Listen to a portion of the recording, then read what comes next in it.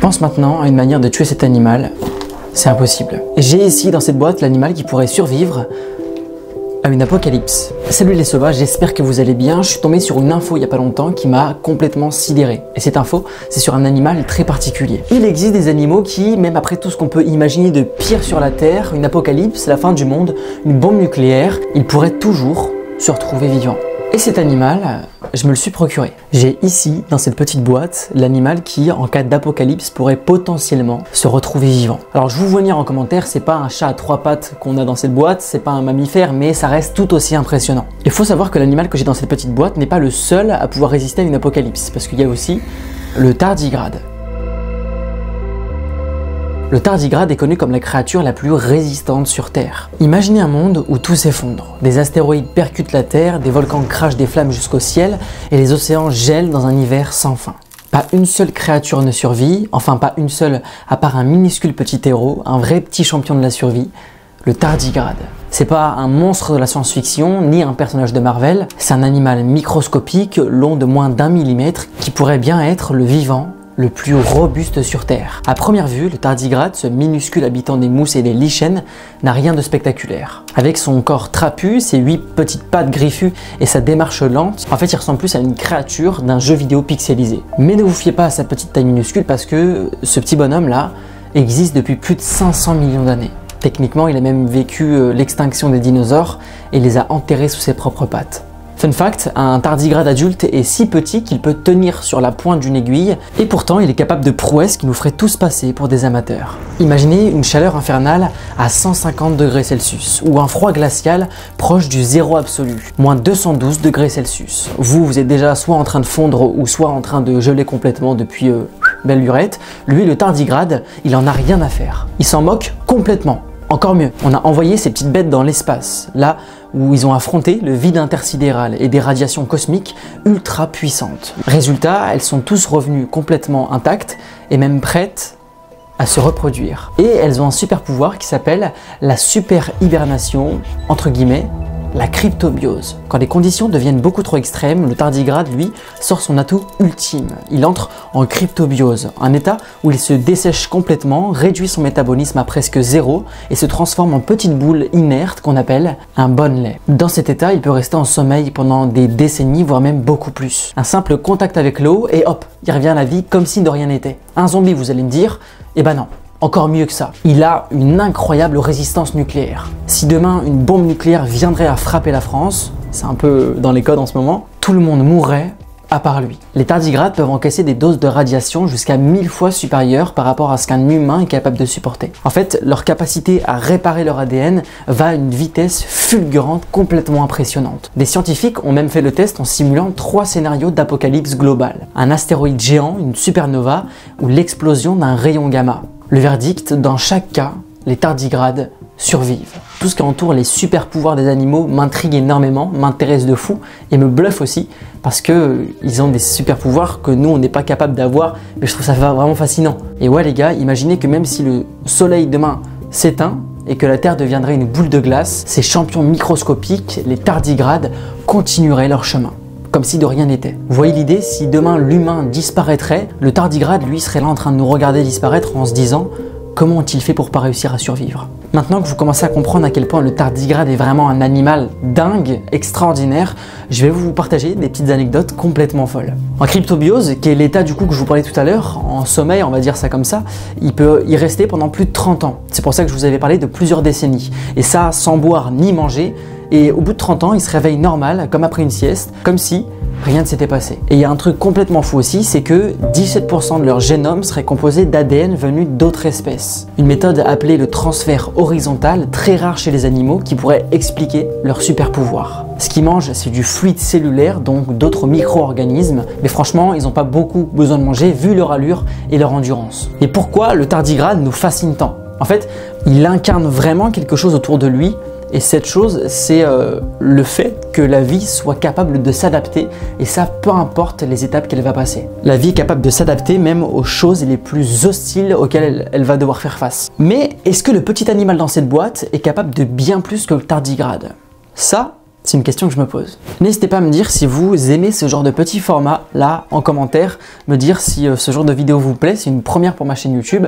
Pensez à vous abonner aussi. Les amis, je suis hyper hype à l'idée de vous présenter cet animal parce que j'ai sous mes yeux une espèce qui pourrait potentiellement survivre à tout ce qu'on imagine de pire. Je me suis procuré cette petite boîte en animalerie parce que de base ils sont utilisés pour nourrir tout ce qui est reptiles, tout ce qui est serpents, arachnides, etc. Nous dans cette vidéo on va essayer d'en faire bon usage et de prendre soin d'eux. Donc soyez rassurés, toutes les personnes qui prônent la liberté animale, etc.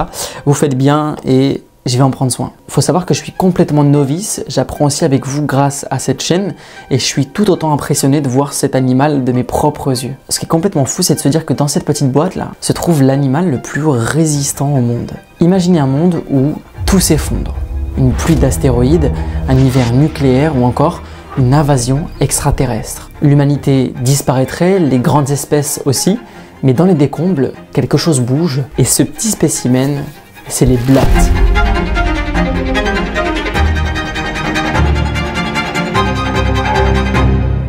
Ces reines de l'adaptation continuent de prospérer et parmi elles, les blattes Red Runner, de véritables championnes. J'ai acheté cette boîte remplie de l'animal le plus résistant au monde. Et c'est trop stylé. Voici à quoi plus ou moins ressemble la blatte. C'est vraiment stylé. On peut voir qu'il y a d'autres congénères aussi.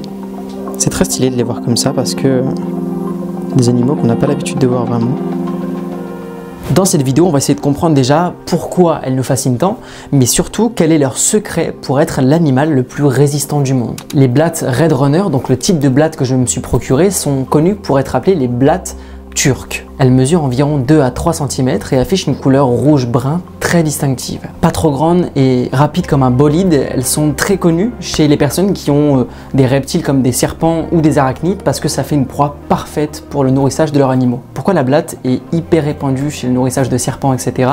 C'est parce que ça doit être une proie qui stimule beaucoup, vu qu'elle se déplace très rapidement. Mais c'est pas tout. Sous leurs airs de simples insectes, elles cachent des capacités qui feraient pâlir d'envie n'importe quel super-héros. Un spécimen comme vous les voyez là, ça peut vivre jusqu'à plus d'1 an. Son habitat préféré, c'est les espaces chauds et secs. C'est pour ça qu'il est plus préférable, si vous en avez chez vous, de les maintenir à une température de 22 degrés. Il y a quelque chose qui est très particulier chez cet animal, c'est qu'il est incapable de grimper une surface lisse. Pour lui, c'est impossible. Regardez-moi ça. Elle est juste dans le creux et on peut voir qu'il s'attache beaucoup à la paroi de l'œuf et pas vraiment à la paroi de la boîte en plastique. Ce qui prouve qu'au final, ils sont incapables de monter des parois verticales lisses. Regardez, c'est trop stylé.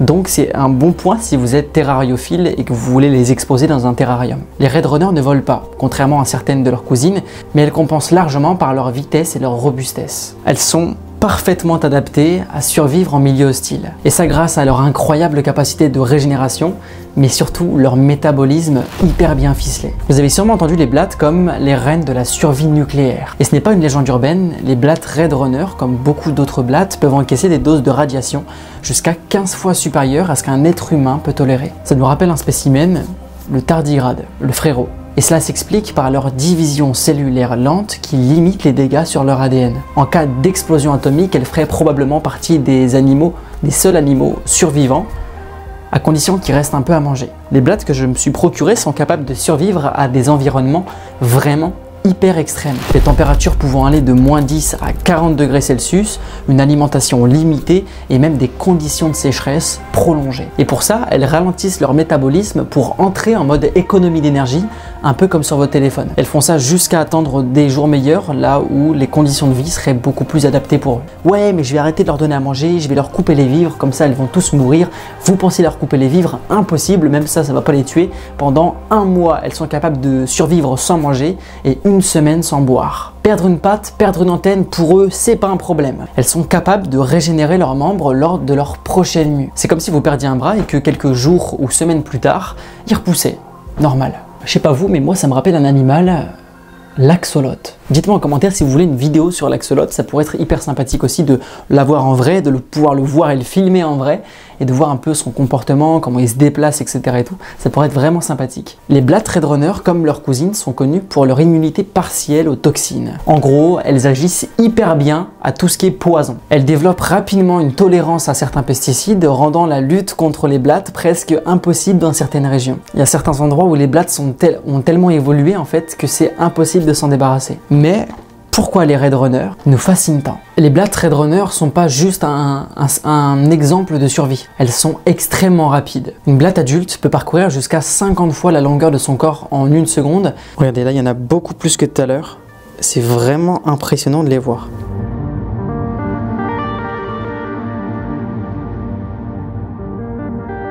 C'est vraiment dommage que vous ne les avez pas vus courir tout à l'heure parce qu'ils étaient en train de courir et c'était vraiment impressionnant. On peut voir qu'il y en a qui se déplacent au milieu. Et c'est vrai que c'est très rapide en fait. C'est vraiment très rapide.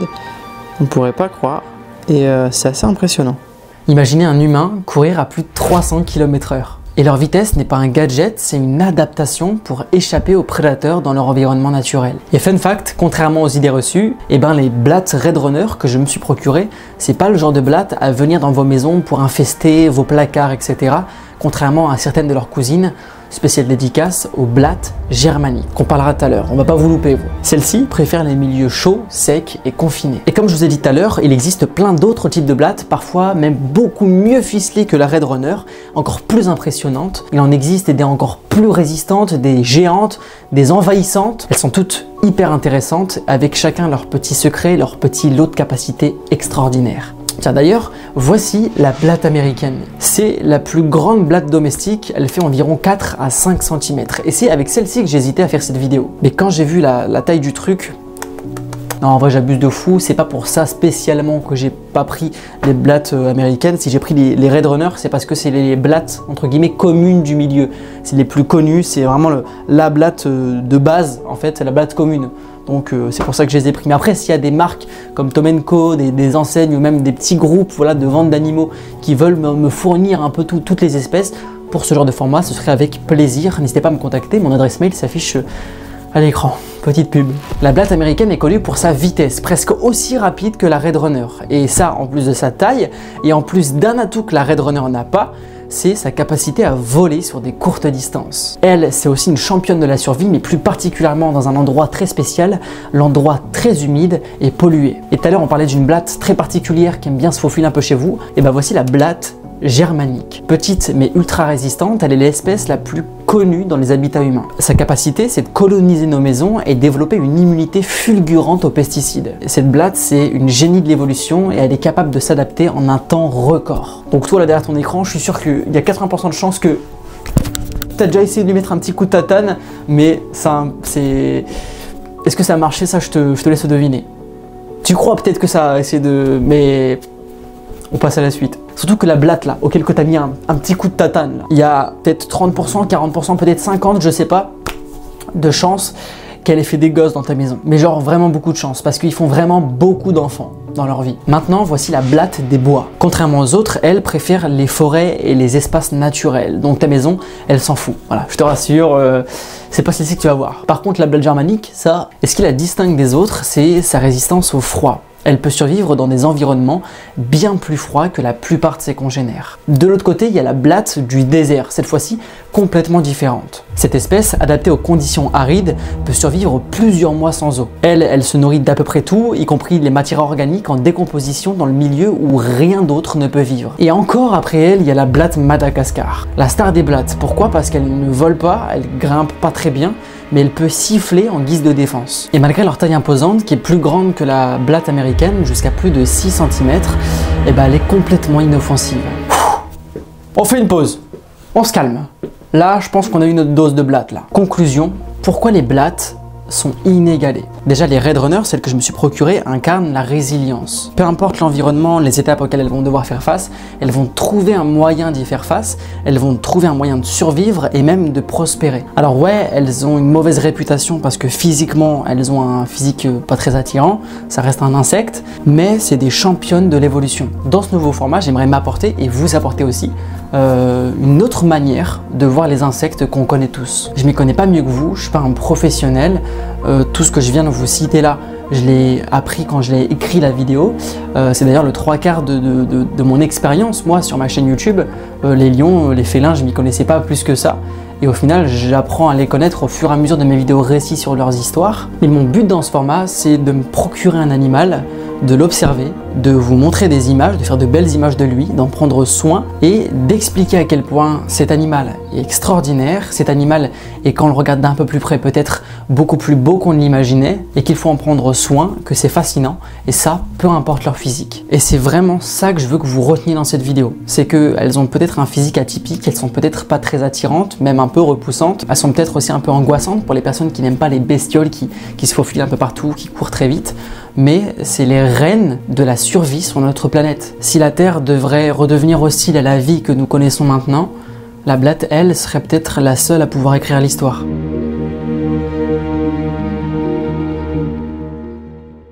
Je me suis mis à votre place et on va répondre à quelques petites questions que vous pouvez potentiellement vous poser. Les blattes peuvent-elles vraiment survivre à une guerre nucléaire? Alors oui, mais pas comme dans les clichés. Elles peuvent survivre à une dose de radiation 10 à 15 fois supérieure à nous, les êtres humains. Cependant, elle ne survivrait pas à la chaleur directe de l'explosion nucléaire. Donc elle peut survivre si, lors de l'impact, lors de la déflagration en fait, de la chaleur nucléaire, elle est maintenue dans un endroit, comment dire, couvert. Pour que la blatte survive à une explosion nucléaire, la seule règle à respecter, c'est qu'elle doit être confinée au moment de l'explosion. Après ça, elle peut sortir, elle peut se prospérer, elle peut faire ce qu'elle veut, ça ne lui pose pas de problème. Pourquoi les blattes Red Runner ne grimpent pas sur les surfaces lisses? En fait, c'est parce qu'elles n'ont pas de structures adhésives spécialisées pour grimper sur des surfaces lisses, comme des ventouses. Les ventouses, les petites ventouses, les minuscules ventouses, c'est quelque chose de très connu dans le milieu animalier. Il y a beaucoup d'animaux qui ont justement ce genre de petites capacités-là. Eux, les blattes, elles n'ont pas ça. Donc ça les empêche de pouvoir grimper sur que ce soit des verres, que ce soit je sais pas, des gobelets en plastique, ils peuvent pas. Mais c'est très pratique pour les personnes du coup, comme je l'avais dit tout à l'heure, qui veulent faire de l'exposition en terrarium, etc. Parce que du coup, bah vous aurez pas des insectes qui seront complètement contre, tout le temps contre les parois, etc. et tout.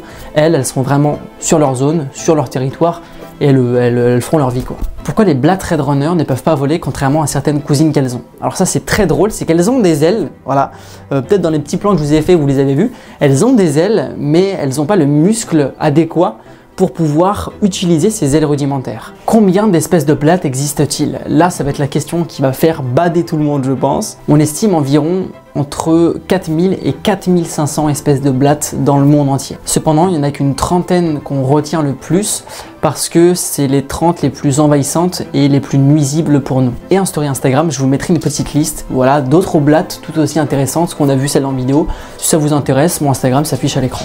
Les blattes sont-elles dangereuses pour l'homme? En fait, elles ne mordent pas, elles ne piquent pas non plus. Le seul bémol on va dire d'une blatte, c'est qu'elles peuvent nous transmettre des maladies. En fait elles sont nuisibles sur la transmission que ce soit de bactéries ou de parasites et c'est uniquement sur ce point auquel là oui effectivement il faut faire attention. Et si elles peuvent nous transmettre des maladies, donc des bactéries ou des parasites, c'est dû aux surfaces qu'elles touchent. Donc elles sont surtout considérées comme nuisibles à cause de l'hygiène. Est-ce que les blattes sont utiles pour l'environnement? Ouais complètement. En fait elles jouent un rôle hyper important de décomposeur. En fait elles recyclent toutes les matières en décomposition et elles enrichissent le sol avec leurs excréments. Là c'est une petite question un peu drôle, les blattes, est-ce qu'elles peuvent survivre sans tête? Ça va faire flipper tout le monde, oui. Mais pas indéfiniment. Sa respiration, appelée une respiration en spirale, et son système nerveux vraiment très bien ficelé, fait qu'elle est capable de survivre plusieurs jours, voire même des semaines. Et ça c'est terrifiant. Sauf que bon, évidemment, elle finirait par mourir de déshydratation et d'inanition. Dernière question, est-ce que les blattes existeront-elles encore dans 100 millions d'années? Eh ben, très probablement. Elles ont survécu à des événements d'extinction massifs. Par exemple, elles ont vu en phase 2 l'extinction des dinosaures. Et ça grâce à leur adaptabilité extrême. Donc il y a beaucoup de chances pour que la blatte, l'animal que j'ai dans cette petite boîte, observe l'extinction de l'espèce humaine.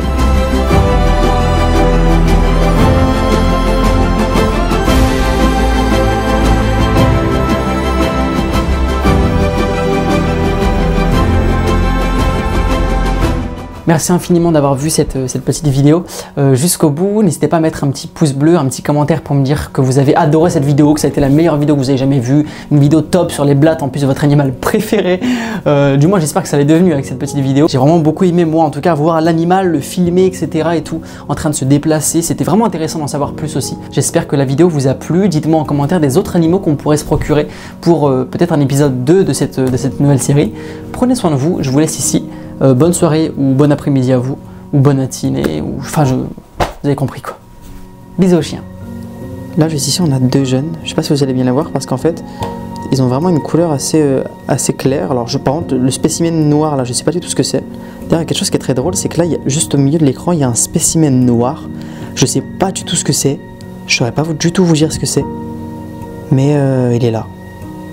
Écoutez, si vous savez dites-moi en commentaire. Ce serait hyper intéressant de savoir. Vas-y, mets-toi au milieu.